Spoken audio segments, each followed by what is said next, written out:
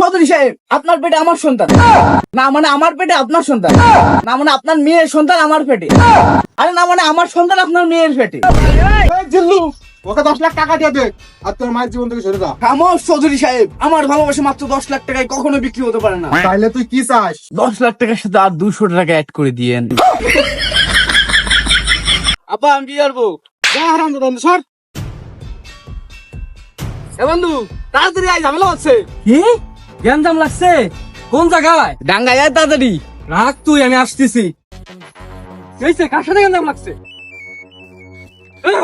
আচ্ছা,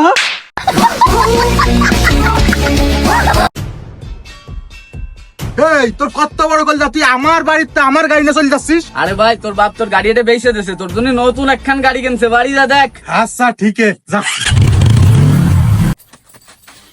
আব্বা আমার জন্য কি মারছিস? আব্বা ধর ধর ধর, ওসলা চোর চোর।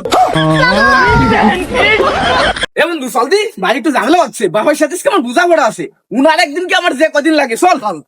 এই আব্বা আজকে ঘরে তো পারো, কই আব্বা এখনো ঘরে তো পারো না, আজকে তোমার একদিন কি আমার একদিন, আজকে যদি আমার বিয়ে না দাও তো তোমার খবর আছে।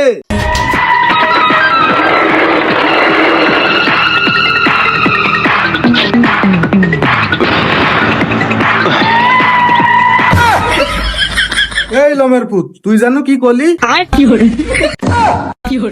আমি বারবার বই আমি বিয়ে করবো না, তারপরে কিছু এই পাদে ফুলা বাইন আছে, যারা আমার সময় বয় নিয়ে এসে আমার আব্বার সঙ্গে আমার কালারিং বানাই দেয়। যা তুই বাড়ি চল যা।